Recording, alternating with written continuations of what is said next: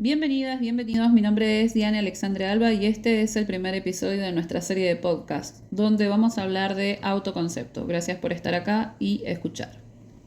Primero, antes que nada, puedes suscribirte, dar like para hacerme saber que te gustó este contenido y comentar qué te pareció este primer capítulo, además de activar las notificaciones para seguir recibiendo contenido de calidad para transformar tu experiencia de vida. Esto es Yo Universa, tu programa para informarte más y mejor sobre el pensamiento creativo y la creación de la realidad.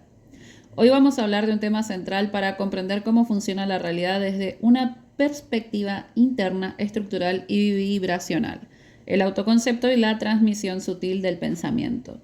Esta no es una mirada superficial ni emocionalista del cambio personal. Vamos a observar técnicamente cómo opera la mente cuando no estamos presentes, cómo se forman los patrones y por qué las personas y los eventos parecen repetirse una y otra vez respondiendo a un guión invisible. Por eso vamos ahora a la primera parte. Esta es la estructura vibracional, el autoconcepto.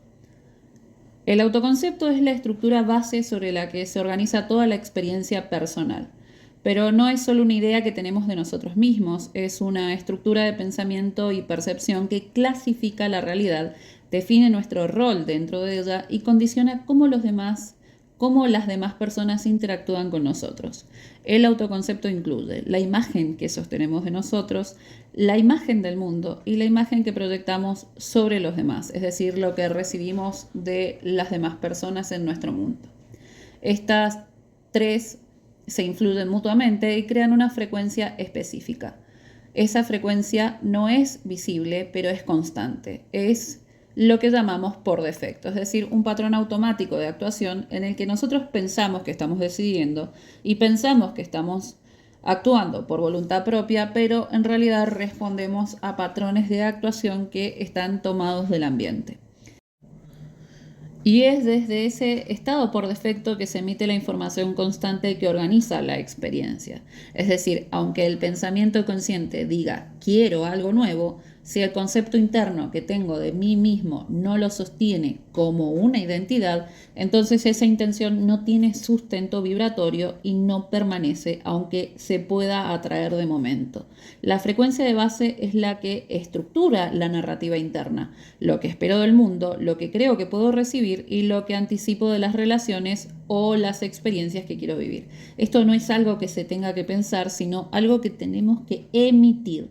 No es algo que tengamos que dudar, sino algo que sostener. El entorno simplemente responde a esto, presentándonos realidad. Entonces, el autoconcepto opera como una plantilla mental emocional y esta plantilla no solo filtra lo que interpreto, transmite señales. Señales que otras personas perciben, aunque no sepamos cómo o aunque no sepan cómo estas personas, ¿sí? Y a las que responden en consecuencia, es decir, un patrón de actuación. Todo lo que está alineado con esa señal permanece, lo que no se cae o se resiste. Y aunque parezca intangible, esa frecuencia se puede reprogramar. No estás esperando una respuesta del otro, estás viendo cómo responde a la transmisión de tu autoconcepto. Y si eso cambia, todo lo demás se reordena. Dicho todo esto, ahora pasamos a la segunda parte, el por defecto y la retroalimentación. El por defecto es la estructura automática que se forma a partir de la repetición de experiencias, clasificaciones internas y retroalimentación emocional y mental. A medida que vivimos, nuestra mente clasifica eventos, personas, respuestas y emociones y genera una forma habitual de percibir lo que ocurre. Este patrón luego se proyecta y aquí es donde empieza la retroalimentación. La realidad responde al patrón. Las personas actúan en coherencia con ese patrón y la experiencia refuerza lo que ya estaba clasificado. Así se construye un ciclo cerrado de percepción, proyección y confirmación donde el contenido de la experiencia puede variar en forma, pero conserva la misma estructura. Este mecanismo es automático y altamente eficiente. La mente no busca verificar si lo que percibe es real o objetivo, sino coherente con lo ya registrado.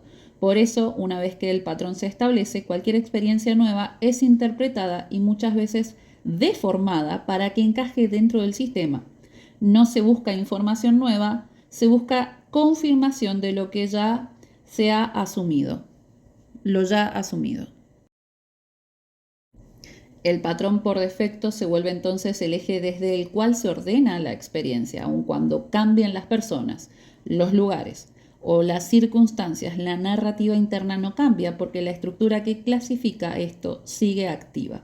Esto explica por qué muchas personas viven diferentes versiones del mismo conflicto en distintos contextos. Cambian de pareja, de trabajo, de ciudad, pero el tipo de experiencia emocional tiende a repetirse. No por destino ni mala suerte o porque algo tenga que ser sanado, sino porque la proyección del patrón sigue siendo la misma. Y como todo lo proyectado busca autorreferencia, la realidad siempre confirma esto, simplemente lo confirma. Ahora bien, este ciclo no se sostiene por lógica racional, sino por carga emocional. Cuanto más intensa fue la experiencia emocional que originó una clasificación, más profundamente quedó grabada y más resistente es al cambio. Lo importante es entender que este por defecto no es una identidad real, es solo una versión habitual que se sostiene por repetición, por automatismo y por fidelidad a una interpretación pasada. Y gracias a la neuroplasticidad, ese patrón puede ser desarticulado en gran medida hasta que se automatice la nueva identidad por medio de la proyección mental del autoconcepto en nuevas imágenes. No se trata de forzar una nueva conducta externa, sino de intervenir en el punto de origen, en la clasificación interna. Cuando cambiamos la forma en que interpretamos el estímulo, cambia el patrón que lo proyecta, y cuando el patrón se debilita, el ciclo se interrumpe. Por eso el real trabajo no está en modificar la experiencia externa directamente, sino en modificar el patrón que la organiza.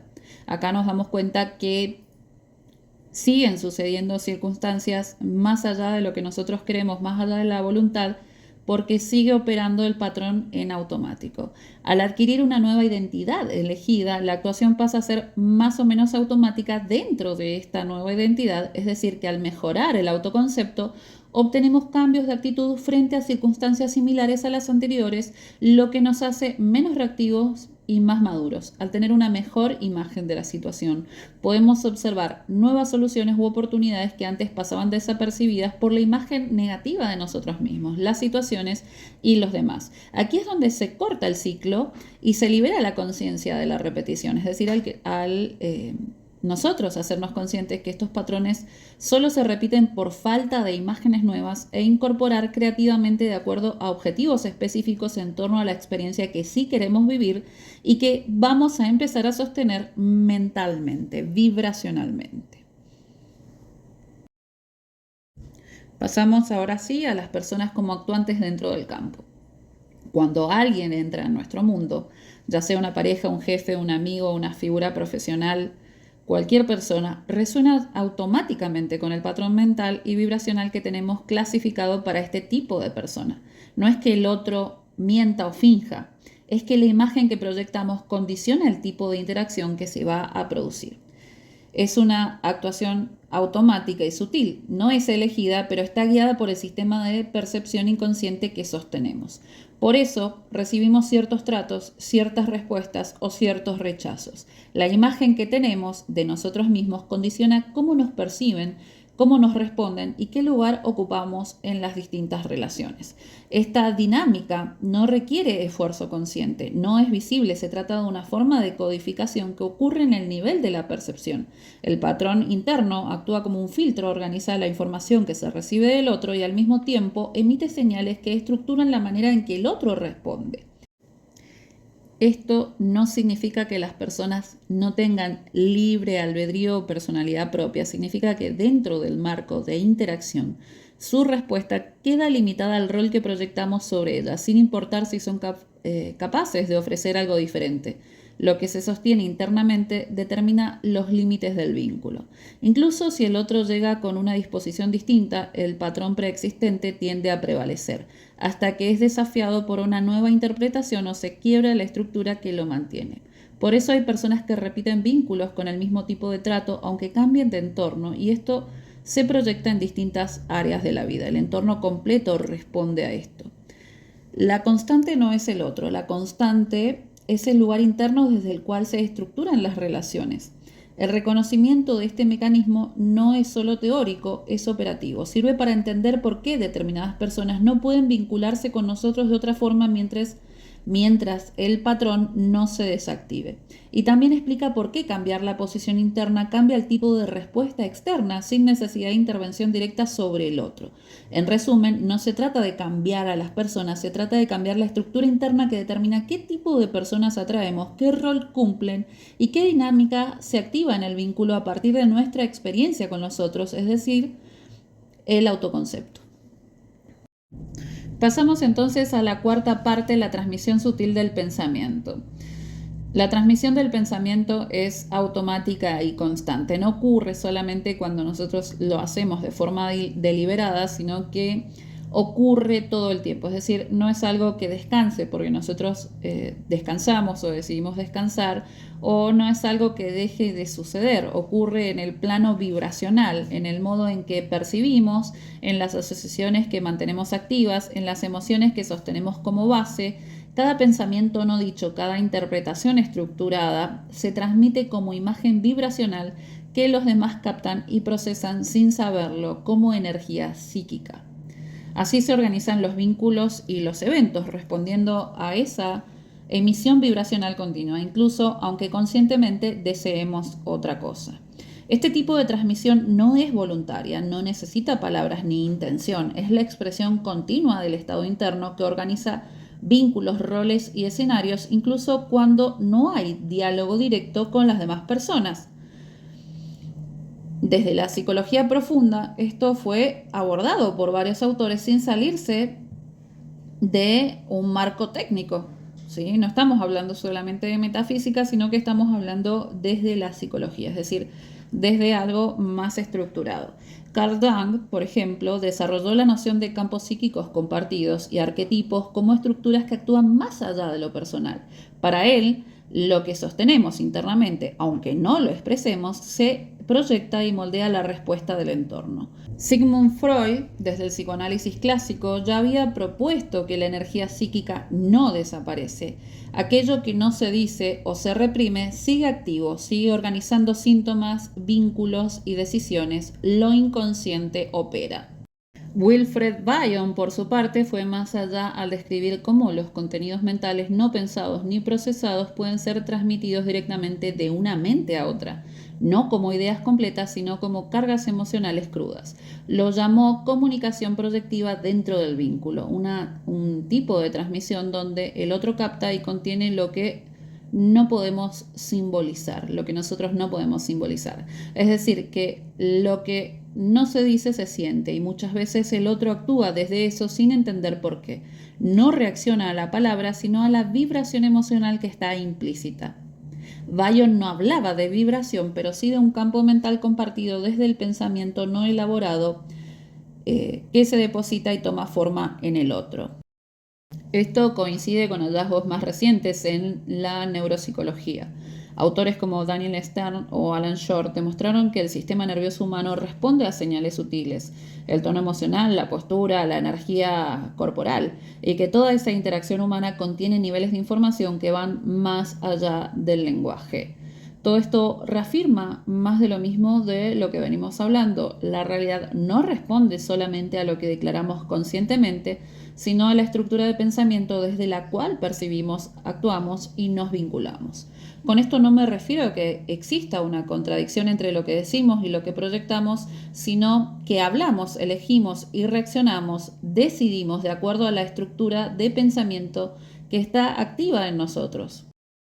El punto es que la mayor parte de esas estructuras son inconscientes, automáticas y fueron tomadas del entorno sin filtro racional. Se instalan desde la infancia por repetición, observación, imitación o impacto emocional. No las cuestionamos, las reproducimos. Por eso muchas veces creemos estar eligiendo algo nuevo, pero lo hacemos desde una estructura que sigue condicionada por asociaciones antiguas.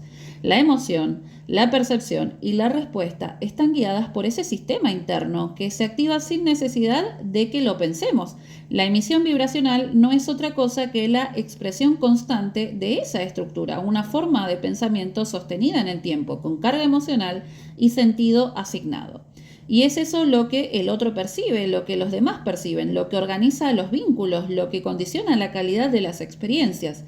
Cambiar la realidad no implica forzar nada afuera, sino intervenir en esa base. Observar qué estructura se está reproduciendo, de dónde fue tomada, qué lógica sostiene y si sigue vigente para la vida que queremos ahora. Pasamos ahora a la quinta parte, memoria y estructura. Lo que proyectamos, como venimos diciendo, no es solamente lo que pensamos ahora, sino el contenido emocional fijado en la estructura mental.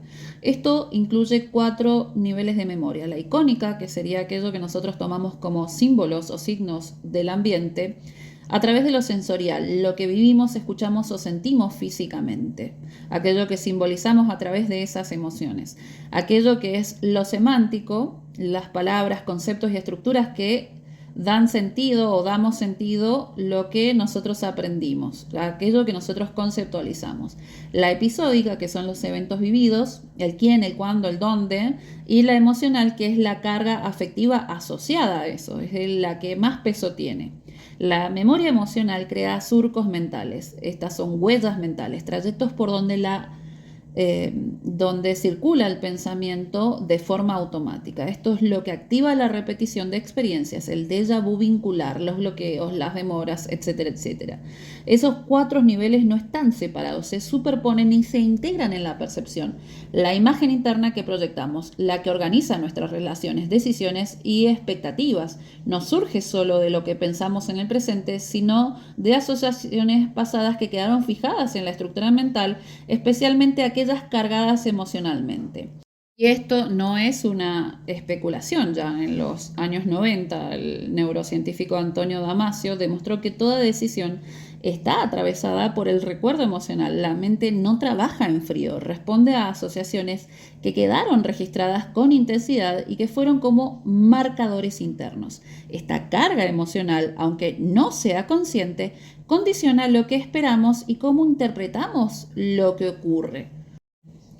Endel Talving, uno de los mayores referentes en neuropsicología de la memoria, mostró que recordar no es simplemente traer una imagen al presente, sino revivir una estructura entera, el entorno, el significado, la sensación, y si esa estructura no se cuestiona, se activa automáticamente ante estímulos similares.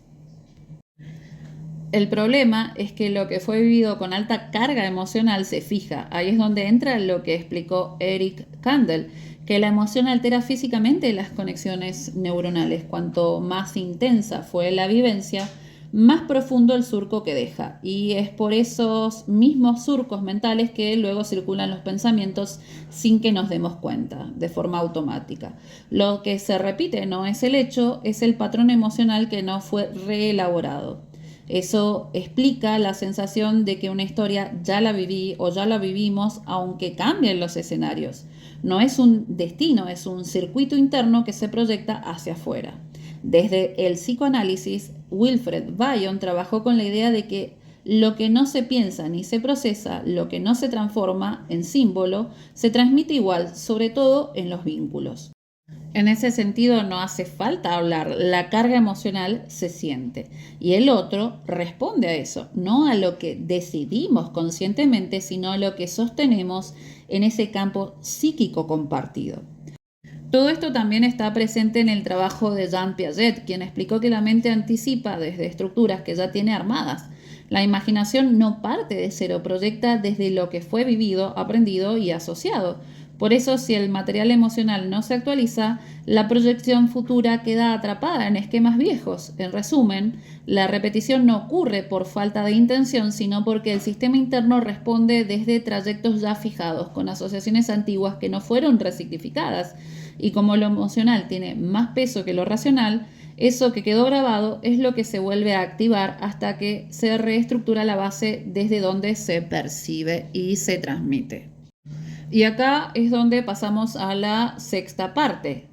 Esta parte puede sonar un poco controversial, pero la vamos a sostener firmemente porque creemos mucho en esto, sobre todo por todo lo que venimos hablando. Es decir, no solamente lo creemos, sino que lo hemos elaborado a partir de todo lo que venimos hablando. Esto se trata de cambiar la imagen, no sanar el pasado. Estamos hablando de cambiar la imagen versus sanar el pasado. Esto que hablamos no se corrige desde la sanación emocional. Si bien la sanación emocional puede servir en ocasiones, no se trata de ir hacia atrás a buscar las causas, se trata de crear una imagen nueva, porque somos la causa. El pensamiento puede funcionar como una herramienta creativa estructural, no como una función emocional adaptativa. Cuando proyectamos una nueva imagen con claridad, definición y constancia, los patrones de respuesta cambian, la estructura vibracional se reconfigura, el entorno responde distinto porque la imagen que lo organiza también cambió.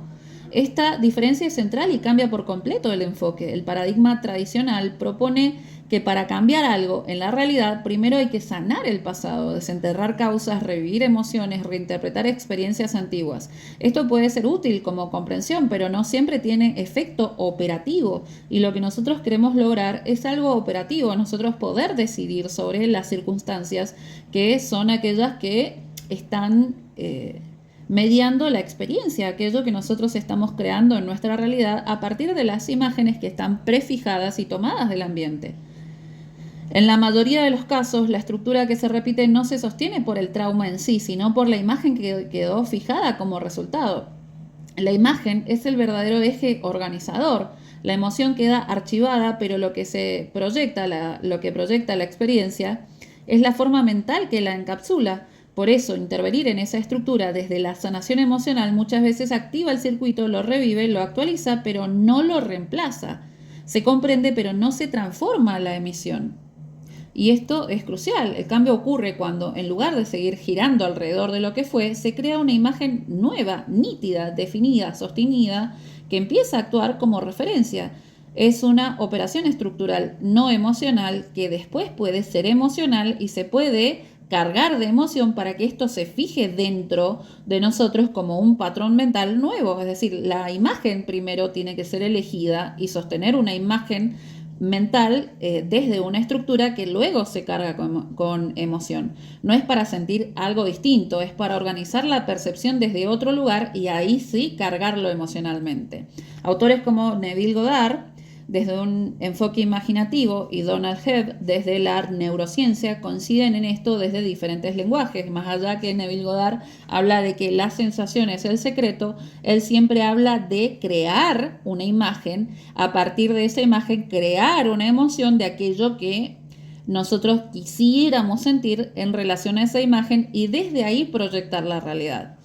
Estos autores coinciden en que las neuronas se activan juntas, se conectan juntas, lo que se repite se fortalece y si empezamos a repetir una imagen nueva con intención, con dirección, con lógica interna, la mente empieza a reorganizar las asociaciones y eso impacta directamente en la experiencia. Cuando uno mantiene una imagen con constancia, se modifica la estructura base de respuesta, los vínculos cambian, las oportunidades se ordenan distinto, el cuerpo responde de otra manera. No porque algo se sanó, sino porque la estructura que emitía la señal anterior fue reemplazada por otra más coherente con el deseo actual y eso requiere enfoque, no introspección emocional infinita, sino dirección interna clara.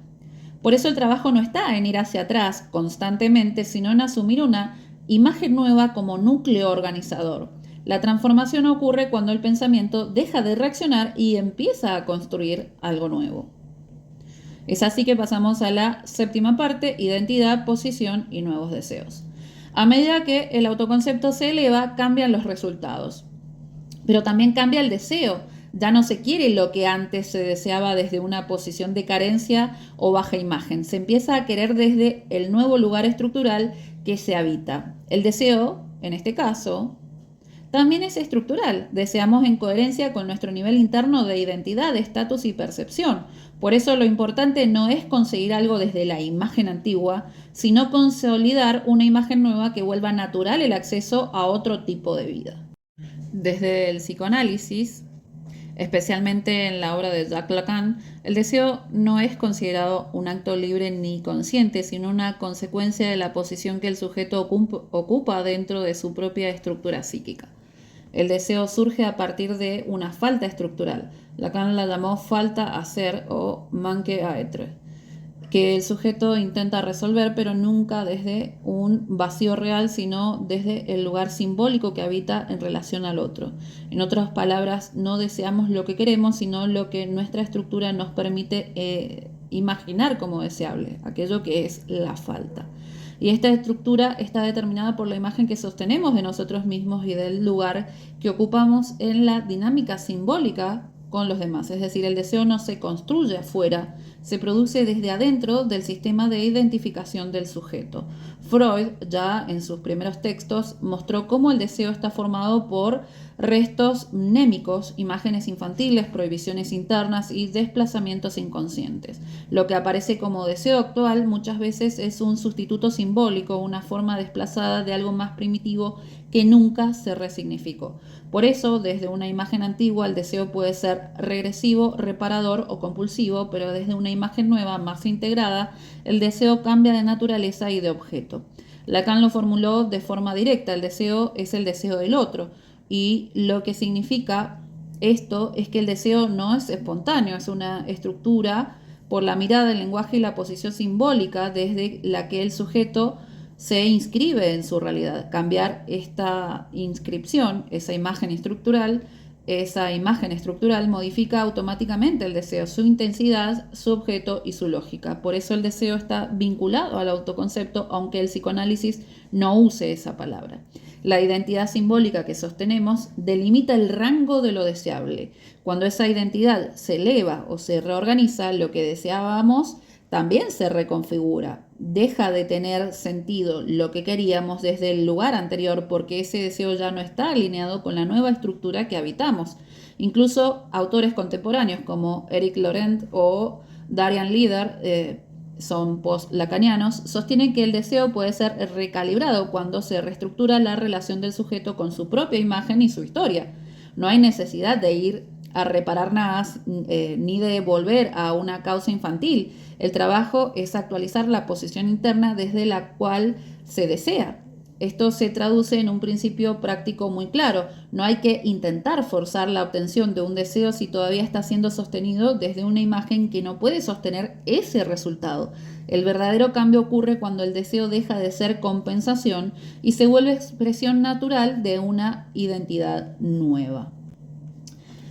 Es así que vamos terminando este capítulo, cerramos este capítulo. Comprender el funcionamiento del autoconcepto, la retroalimentación interna y la transmisión sutil del pensamiento es clave para dejar de repetir patrones, abandonar la interpretación emocional de la vida y empezar a diseñarla de forma consciente. No se trata tanto de esfuerzo, ni de tiempo, ni de sanar, sino más bien de crear una estructura interna y sostenerla. Cuando la estructura cambia, todo lo demás se reorganiza naturalmente en torno a esto. Si este contenido te resultó útil, podés seguir profundizando a través de los demás episodios que van a ser publicados luego, donde abordamos estas ideas de manera progresiva y aplicada. Recordá suscribirte y activar las notificaciones. Apoya mi contenido con un like si te gustó realmente y comparte con quienes creas que necesiten escuchar esto. Y si estás listo o lista para ir más profundo, brindo mentorías 1 a 1 diseñadas para trabajar de forma directa y estratégica sobre tu autoconcepto, reestructurar patrones activos y activar una nueva frecuencia que te permita sostener resultados concretos en tu vida. Esto fue Yo Universa, mi nombre es Diane Alexandre Alba. Gracias por estar acá, nos encontramos en el próximo episodio.